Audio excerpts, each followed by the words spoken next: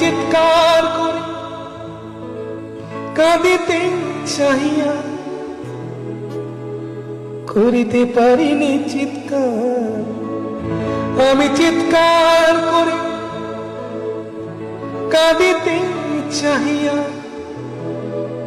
করিতে পারিনি চিৎকার।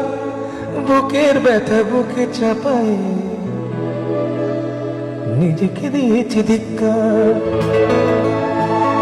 কতটুকু অশ্রু গড়ালে হৃদয় জলে সিক্ত, কত প্রদীপ শিখা জ্বালালে জীবন আলোয় উদ্দীপ্ত।